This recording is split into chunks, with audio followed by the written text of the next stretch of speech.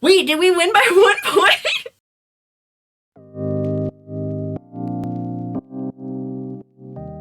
Welcome and welcome back, everybody. Tia here, and in today's video, I will be doing a solo playthrough of Capital Lux 2 Generations. During the playthrough, I will provide a tutorial about how the solo game is played, and be sure to stick around for the end of the video for a review of the game and my thoughts in general. If you haven't already, please subscribe down below, and you can click the like button. It's free and it really helps out the channel. But without further ado, let's get started. Here is the solo game of Capital Lux set up and ready to play. Over the course of 3 rounds, you are going to be drafting a hand of 6 cards at the beginning of each round, and then taking turns against your AI opponent to play them to either the capital or to your hometown. The general idea is that when you play to the capital, you're increasing the limit of agents that can be in that particular district. So you can see that the cards will have a value of between 2 to 6 points per agent.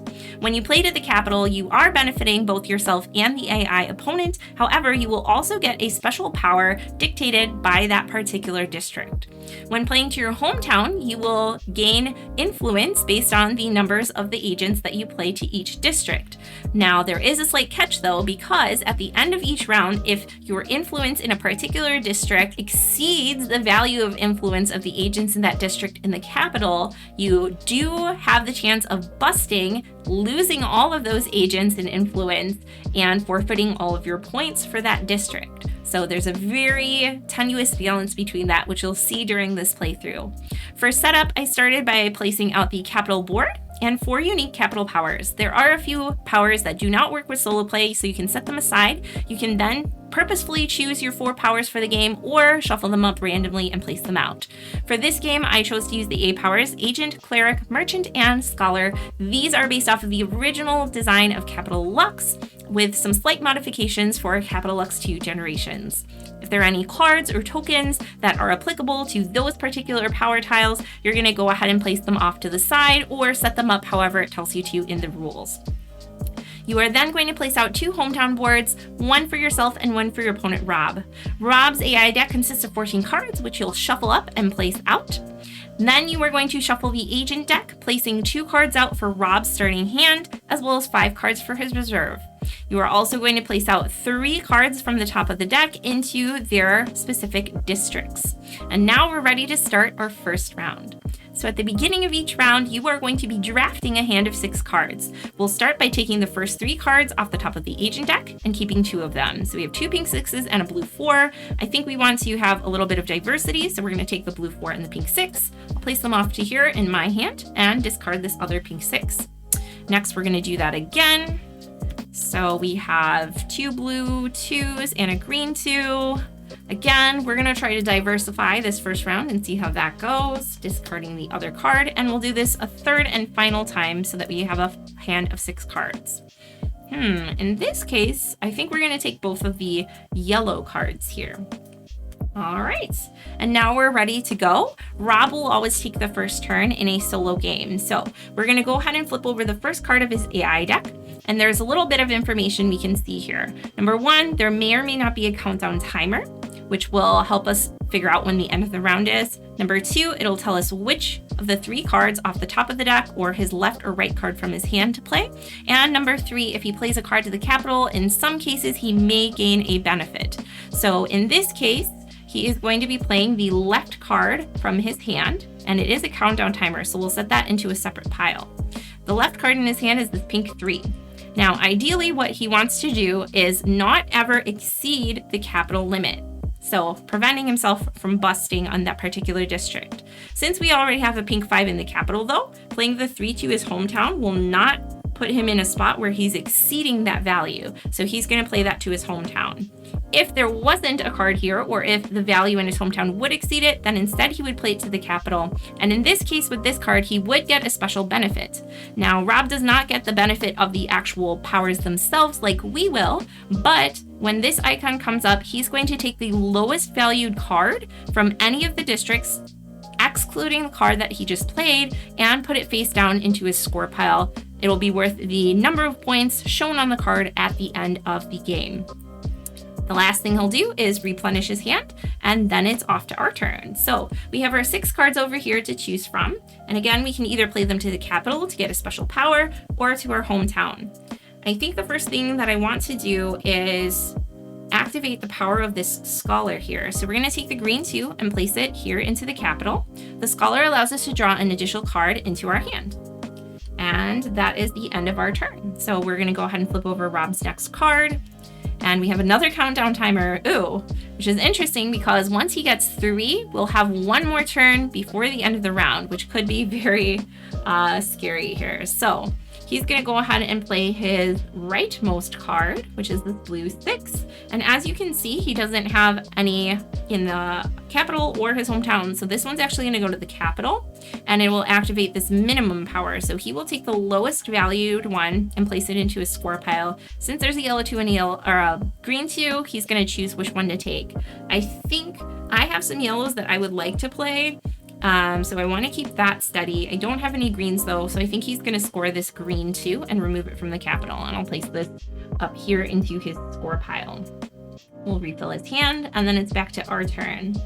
Okay, so we really need to make sure that we're not going to exceed the numbers in the capital.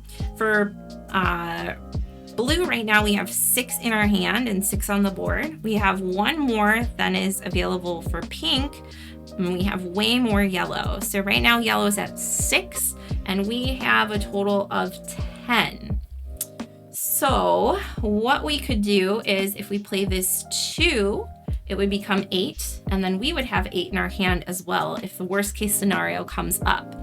Now, when we play a yellow card for the merchant power, we also get a coin.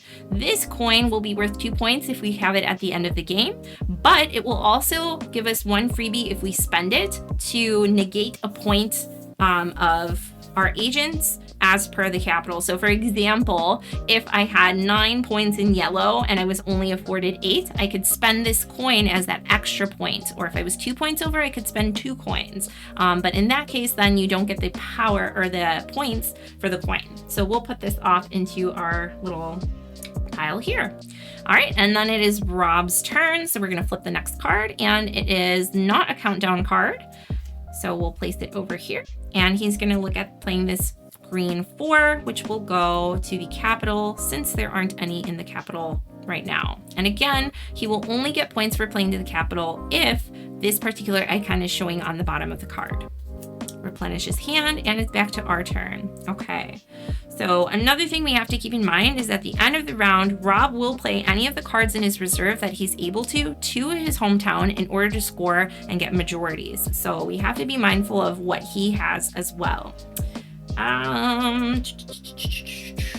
We made sure we were okay in all of these instances. I suppose the other thing that we could do is try to get more powers built up. If I play a pink 6 to the cleric, we can activate that power. And that will allow us to take the lowest valued card in any one of the districts and place it into our hometown. So I think we'll do a little swap-a-roo here and play this 6, taking the lowest pink card, which is this 5, and placing it into our hometown. That gives us a little bit more safety. Oh, but it does... Oh, no, we should be okay because he has a 3 there. Just doing some math. And it is worth mentioning that you cannot take the card that you just played. So it has to be a different card. Okay, back to Rob's turn. I'm gonna go ahead and flip. Oh, and it is the 3rd countdown card. So after this, we will get one more turn before the end of the round. And it is going to activate this green card, which will be played to the capital since 5 would exceed the limit of 4 there. Okay, so we have one more turn. Now at the end of the round, similar to a multiplayer game, if you have any cards remaining in your hand, they will automatically be played to your hometown. In this case, I think we want all of the cards here to be played to our hometown anyway, so I'll just pick one randomly to place, and that will be my turn. Any cards that are in my hand will be played to my hometown at this point now. So we have a 2 and a blue 4. And we also have this yellow 5 that we'll play. Okay. Now, similar to that mechanic of our hand going into our hometown, we're gonna look at Rob's cards. So for the blue agents cards, we have 6. He does have a blue 4, which will then get placed into his hometown. For the pink cards, we have a 6. And he has 2 pink cards, so we're going to start with the highest value and see if it's playable. That would put us at 7, which exceeds that limit. So instead, we're going to play the pink 2 to his hometown, like so. For yellow, we do have a limit of 8, so this yellow 6 will go into his hometown. And for green, we have a limit of 9, so this pink, green card will go into his hometown as well. So now we're going to look at the end of round scoring bonuses. So between our blue cards, the limit is 6. Neither of us have busted, but I have exactly 6, whereas Rob only has 4. Since I have a higher value without busting, I'm going to take the highest valued card from that district, which is this blue 6, and I'm going to place it face down into my score pile, right down here. It will be worth 6 points at the end of the game. Then we're going to look at our pink cards, limit of 6. We both have 5. In the case of a tie, both players will get, or all players who are tied will get a gold coin into their reserve.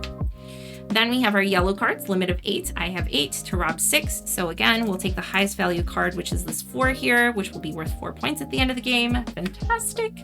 And for greens, Rob does beat us out since we have no green cards in our hometown. So he'll take this and put it into his score pile like so. Okay, so now that we've cleaned out the capital, the next thing we're going to do is replenish Rob's hand. Oh, we should have done that technically beforehand.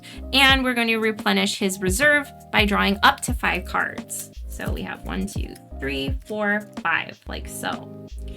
Alrighty, and we are ready to get into round 2. Now, at the end of the 3rd round, it is important to note that any of the cards that are left in your hometown that you haven't busted on will also count as points. So it's not just about scoring, but it's also about what you have in front of you.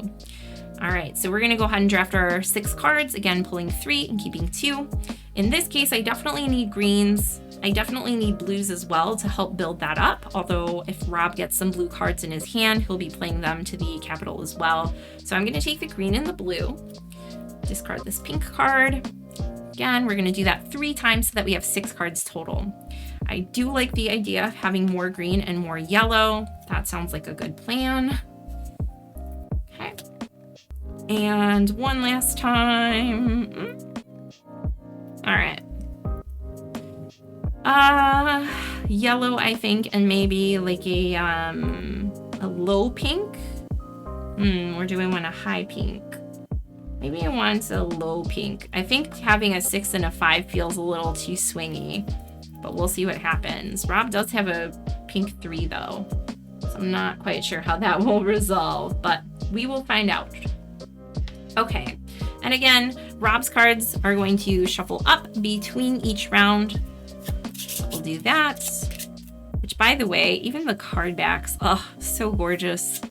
If y'all don't know who Kwanchai Moria is, shame. Alrighty, so Rob is gonna take his first turn. Unlike in a multiplayer game, it's whoever has the highest value of cards in their capital. All right, so Rob is gonna go ahead and go first. And there's no countdown timer. He's going to play his rightmost card. This would exceed 6 points, so he's gonna play this to the capital with no bonus, refill his hand, and then it is my turn. Let's see, what should we do? We could start playing our yellow cards to the center. If we put our 4 there, we would have exactly 8. We could play our blue card. Let's go ahead and play the blue card to the center, to the capital, excuse me. So the power of the blue agent is that we are going to take the top of one of these 5 tokens and it will have a value on it. Now, in a multiplayer game, this would be a secret, but Rob has no eyes, so we can just place it face up. And this is going to modify the limit for the agents in that particular district. So is there a district where Rob has a lot and we don't have much that we can get away with? I think our pink district is probably the best idea, or potentially even the green district would be good, because then we can play green cards there, draw more cards, and have some better luck, hopefully, with that. I do have a pink card to play, but not much to work with green, so I'm going to place this -3 on the scholar for now. All right, and then it is our turn, so I think we're going to go ahead with that plan and place our 2 to draw a card. Oh, and we got a green too. Great. Okay, Rob's turn. So we're going to flip over the top card, and then it's going to be the leftmost card. So this yellow 5 is going to go to the capital. No benefit there, as indicated by the card. All right, and then it's our turn. So both of these greens are okay to go into here. Yellows, we have quick maths, 9 to our 8, 14, 12. They don't have a lot of yellows, so maybe we'd be safe playing the 4 to the capital and getting another gold coin. Let's do that. Okay, and it's Rob's turn. So these turns go pretty quickly once you kind of know what you're doing. This would 8 is bigger than 6, so it'll go here instead. Again, no benefit there. Oh, and this should be here. All right, and then it's our turn. So the question is now, do we want to place our pink here? We're at 9, 5, 9. So what I could do is place the pink there and then take a different card since we're not able to catch up to Rob's potential end game.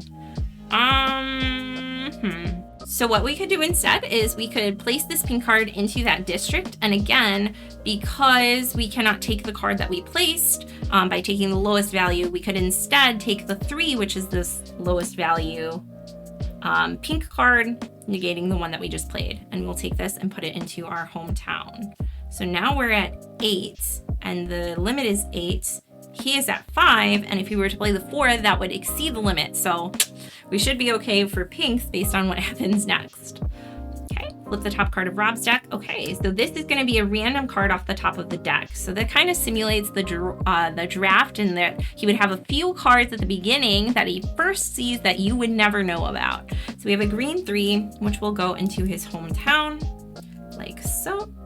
We're way behind on greens at this point. But I think we're just gonna have to start playing to our hometown. And now we haven't pulled any countdown cards yet, but if we play our last card, Rob will have one more turn before the end of the round. Okay.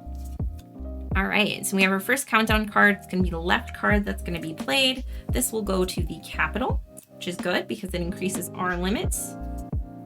It also increases his limit though, and he does have one in his reserve, which isn't great, but we'll see how that resolves. Okay, we'll play our green 2 and Rob's gonna go again. Another countdown card, this green 5. Let's see, we are at 8, 9, 10. We're at 7, so this green will go here and he'll take the lowest card of any of these. I think he will go ahead and take this, the lowest card, so one of the 2s. I don't want him to take the pink. I think taking a yellow would be, wait, actually, he could get another yellow out for us. Oh, even if he takes a 2 yellow, we'll still be safe there. So he'll take this 2 yellow, and then it's our turn. So we'll place this yellow 2 into our hometown, like so.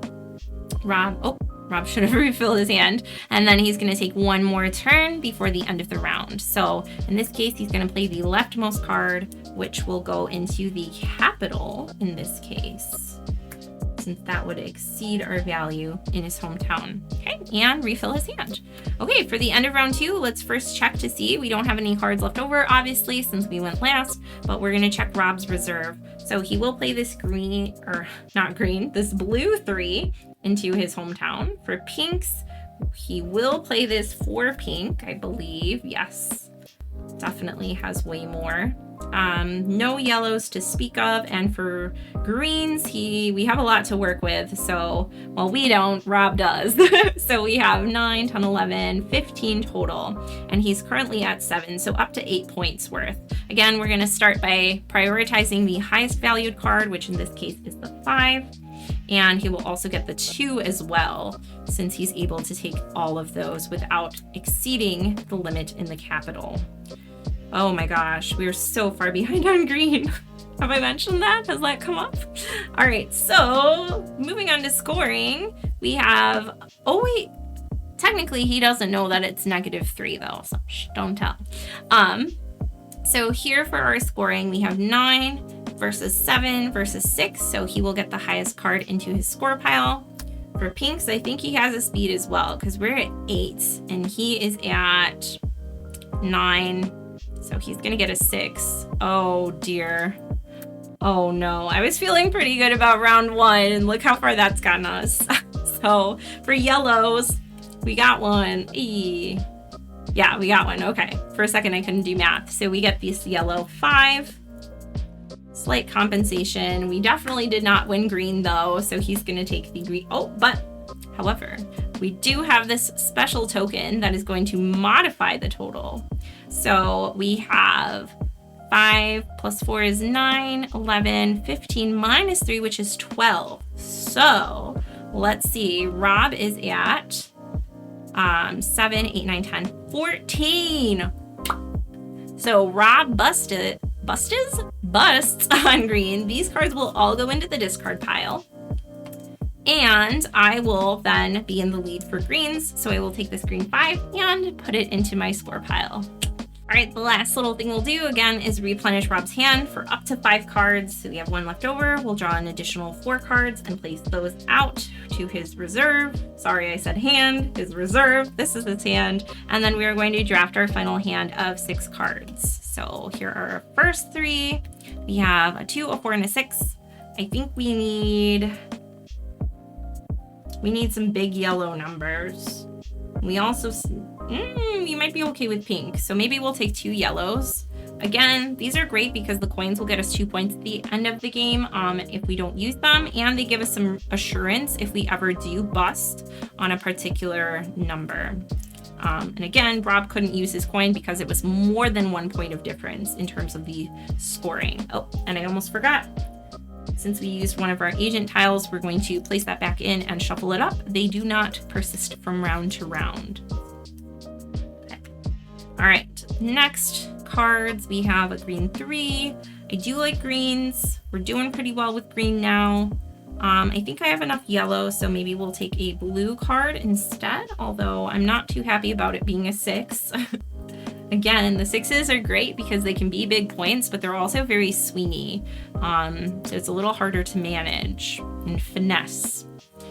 All right, and I guess we're taking a green and a yellow here. Okay. All right, let's shuffle up Rob's deck here.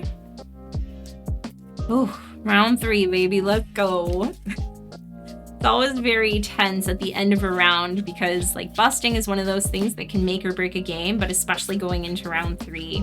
And you'll hear me talk about a lot of the stuff in the review, but one of the things I think that's so elegant in this game is how the capital resets itself with that scoring mechanic each round. Just beautiful, love it. Yeah, it's just so clean. Fantastic. Like, how do people think of that? So Rob's gonna go ahead and go first. Ooh, and we have our first countdown card. So this round might be over sooner than we expect. And it did not go to the capital, so he's not going to get a bonus for playing that card. Replenish his hand here. I'm gonna grab some of the cards that I had off to the side to refill our deck really quickly. Okay, and it is our turn. So, I can't even. What is happening? What is life? So our green limit currently is 10 and we have 5 and I have a 3 and a 6 to work with. So I think I need to increase this limit because Rob is going to be playing to his hand if he gets the chance. So I think the first thing I'll do is play the 6 here. Might be a bit of overkill again with the 6s, but it is what it is. For the Scholar's Power, I'm going to draw my card. All right, so we'll see. I'm not thinking too far ahead, which may be a big problem in a bit. He's gonna take this 2, place it down here, as the prophecy foretold. All right, oh gosh. I feel like I'm flying by the seat of my pants here. We have 6 yellow, 6 yellow. We have way more than 6 yellow. In fact, we have 10. That's how numbers work. So maybe we should put a 6 out, so give us some assurance there. Get our gold coin. Nom nom. These kind of look like chocolate coins. Oh, that would be fantastic. It's like you get 2 points. If they're chocolate coins, I think you should get a bonus 3rd point for not eating it before the end of the game. All right, and then it is Rob's turn. Ooh, another countdown card. Oh, that makes me really nervous. Mom spaghetti, guys. This 3 blue will go to the, oh, that's good for us, to the capital, but he also gets the lowest valued card. So which one can he take without messing us up too badly? 12. We're at 10, 12, 15. Yeah. Ooh, if I put the 5 out, then we'll be okay. He has some cards though. Green cards. Math. 16, 7. And I'm at 5, 6. So 11. So I think we want him to take the green card. Otherwise, he's going to stomp us out in greens again if he gets a chance. He does have a 5 in his reserve, so we don't want that to happen. No, no, no. Okay, and my plan was... What was my plan? Oh no. Something about yellows, I think. It must have been yellows. I think we're okay in greens now, but yellows, that was the issue because we have 10. The limit is 12. If we play the 12, 13, 14, we would be at 15, which we could use a gold coin, but it would pretty much guarantee that we get it because I don't think Rob's going to exceed that value. So I think we're going to do the crazy thing and put the 2 out here and take a gold coin, which will hopefully guarantee us the win on yellows. And let's see, do we have a countdown? Ooh, no countdown. Okay, 6. It's going to go to the capital. No bonus there. And then, oh, it's our turn. I feel like usually in playthroughs, I'm a little bit more chit-chatty, like talking about random stuff, but I feel like this game just requires so much focus. You have to be aware of everything that's happening all at once. Like, not just the capital in your cards, but Rob's hand, his reserve, what's happening in his hometown. It's like very engaging, which is great for gameplay, maybe not so great for video. I don't know, let me know. This is fun to watch. Hopefully. I'm enjoying myself, which, you know, obviously that's all that matters. Okay, is it our turn? It's our turn. He played the blue 6. Okay.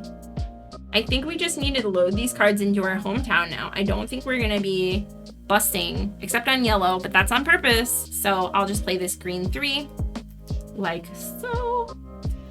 Rob is going to hopefully draw a countdown card because I feel like, oh, there we go. I was gonna say, I feel like if he gets too many more turns, it's gonna change things too much. And I only have the cards I have, you know? So ideally, it's not gonna go on much longer. And what do you know? That's the 3rd countdown card. So we have 1 more turn to go. I'll play this green 3. And then anything remaining in my hand is going to be played into my hometown by default. So we have this blue 6, which I think we're okay with, and this yellow 5. Let's do that. Okie dokie, here we go. It's the final scoring round. First, we're gonna check Rob's reserve. So for blues, we're at like 1 million. He's at not 1 million. So he will take this yellow and, oh my gosh, blue. Apparently I don't know my colors. For pinks, we're at 8 and he is at 9. Ooh, baby, but he does have a coin, so he'll be okay. For pinks, I am at 8, so I am fine there. Oh, he's gonna have pink, darn it. For yellows, he's fine. Let's see, we have 6, 6. He can play a 4 and a 3 easily. Well, within 1 point, sad day. So he's gonna play with both of those. Again, if it was a tie between the two, or it was like come down to he can only play 1, he would take the highest valued card. And for greens, we're at 644, which is a total of 14. He's at not 14, still not 14, so he'll take this green card. Okay. Oh, let's go ahead and see how we did. So for blues, our total is 13, 15. He is at 9. I am at 12. Got 1. So you're gonna take this blue 6. Oh, and it's a big boy too. That juicy boy.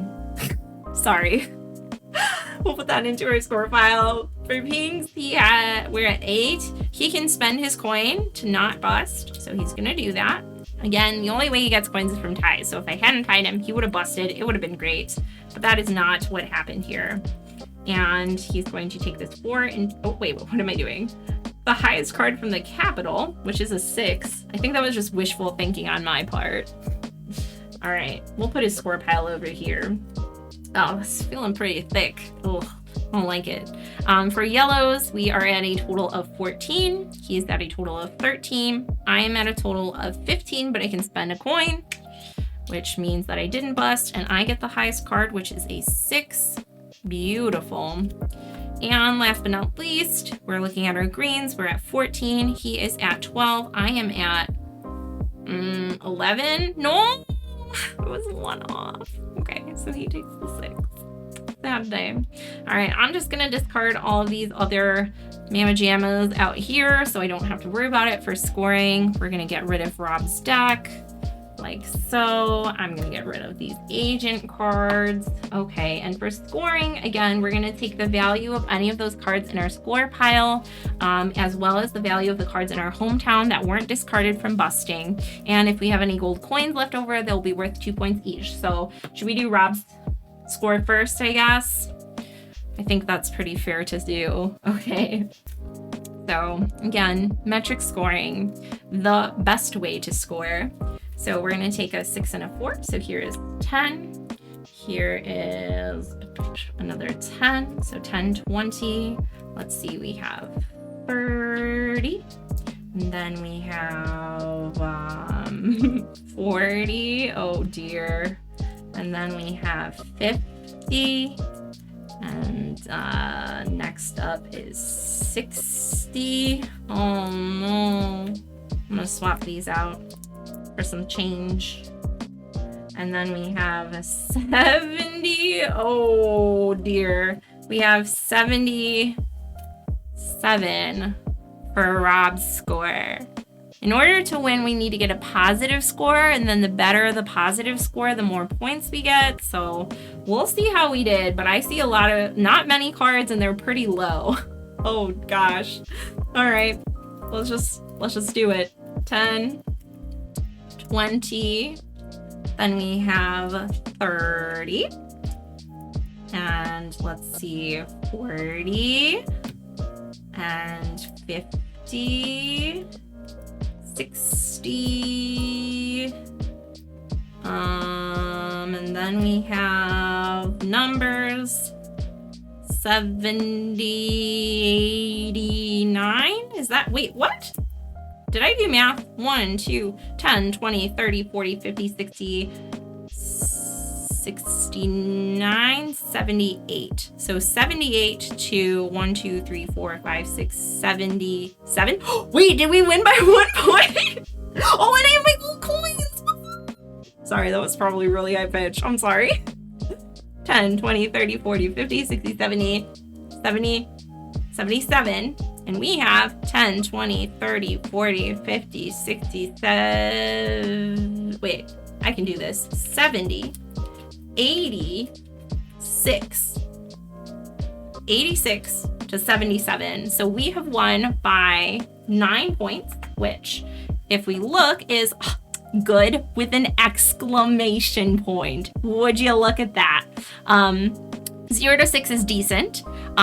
Loss negative. It should not be too easy to win, so try again. And we can get all the way up to 31 plus, which is world class, which I have not gotten yet, but you know, maybe a future playthrough, maybe on stream, it'll be a happy day. So there you have it. Our final score was a positive, what did I say? Oh my gosh, I'm just so happy I won. A positive 9 points, which is a good score, versus Rob's measly 77 points. So there you have it. That is a solo playthrough of Capital Lux 2 Generations. And I'll start this review by saying this is hands down my favorite board game of all time, probably forever. It is a 10 out of 10 game in my book, and I have to say I do not say that lightly on my Board Game Geek page. I think there are 3 things that I've given a 10 out of 10 rating, and of those 3, only one of them is a base game. The other 2 are expansions. So I understand that this might not be everybody's favorite game, but I think there are so many things about this game that just objectively make it a fantastic and solid package. This is about the 30th time that I'm re-recording this review, by the way, because I find myself blabbing on and on for like 20 minutes about how amazing the game is. So I'll just cut right to the chase. Drafting and hand management, two things that tend to fall very flat in a lot of games unless they're implemented as a small part of the game. With this being primarily a card game that is just drafting and hand management, I have to say that it just blows my mind how much depth there is based on these two very simple, straightforward mechanics. In addition to that, it's easy to teach. These mechanics are accessible and understandable by a wide range of people, not just people who are board game savvy. Many people are familiar with games like Blackjack, where you're, trying to hit a specific number, and Capital Lux takes that and amps it up to the next level. In Capital Lux 2, you get those different powers that you can swap out as well. So if you have a group that feels comfortable trying new powers each time, you can literally play over, I think it's like 200 different games, and you will never play the same game twice. So there's a lot of replayability there, not just in terms of building a strategy from game to game, not just in terms of which cards come up during drafts and what your opponents do, but also in terms of just the mechanics themselves. And each one is easy enough to understand and pick up on from game to game. So 10 out of 10 there. And I have to say, one of the things that attracted me to the original Capital Lux and why I was so impressed is the attention to detail. Every single rule, down to tie breaks, down to who goes next in the next round, is not just addressed in the game, but thought out and balanced so well. And I find myself so oftentimes on Board Game Geek looking for that thing that only happens once in a blue moon, and having to scroll through the forums to find out what do I do when this weird thing happens. But the designers and the publisher have really addressed that in the rule book, which I just find so admirable, because it would be easy to say this will almost likely never happen. It's just resolve it however. But everything is so well balanced in this game and so well thought out. And like I said, it's concise, it's to the point. The momentum of building up to the end of each round feels really climactic, and that final third round, beautiful. And this is a game where you're never down and out, things could change at the turn of a hat. Is that what people say? But even if you lose and bomb the first and second round, you never know what's going to happen, who's going to bust in that third round, and you can really make a big comeback. So it's never a game that feels too bad, even if you don't do well, because there's always that chance. Now, if I have to be fair and say one not so positive thing about the game, for Capital Lux 2 as compared to its predecessor, Capital Lux, again, this is a totally superfluous thing, but I do appreciate the graphic design of the original Capital Lux. As you can see in both games, Kwanchai Mori is amazingly gorgeous. Beautiful art. 11 out of 10. That's not a function in Board Game Geek, but I think in the original Capital Lux, the overall graphic design is a little cleaner. The card backs are just a painting as opposed to having iconography, which I suppose is important when you do have additional cards and symbols that are being used in Capital Lux 2, but the white borders and the kind of more muted backgrounds, I think, better frame the artwork in my personal opinion and look a little cleaner. But obviously Capital Lux 2, had I never seen the original, this would be more than sufficient, and that is a big understatement. Again, that's such a minor thing because the art is way more excellent and the graphic design is way more excellent than 9 out of 10 games on the market, so how can you really complain? But overall, like I said, solid package. Whether you are a savvy board gamer or just someone looking to get into gaming, this is a game that I think you absolutely have to consider putting into your collection, and you will not be disappointed, trust me. We have not had a dissatisfied friend or subscriber or anyone yet, so it's really lived up to its name. And again, I only talk about games that I enjoy on this channel, but this game, of all of those games, this is the one. Capital Lux 2 Generations. Check it out, pick up a copy as soon as possible, and make sure you get this one played. That's all the time we have for today. If you enjoyed this video or found it helpful, please feel free to subscribe down below and give the video a like. It really does help it get out to a wider audience. And let's be honest, if there was a game that everybody needs to know the name of and potentially also have in their library, it's this game. So it helps out a lot if you leave that like on the video. And let me know in the comments below, are there any games that you personally have rated a 10 out of 10? Like I said, for me, the only one that has kind of lived up to that expectation has been Capital Lux and Capital Lux 2, but I would be curious to know what your 10s are. Thank you again so much for joining me, and I will see you next time. Bye.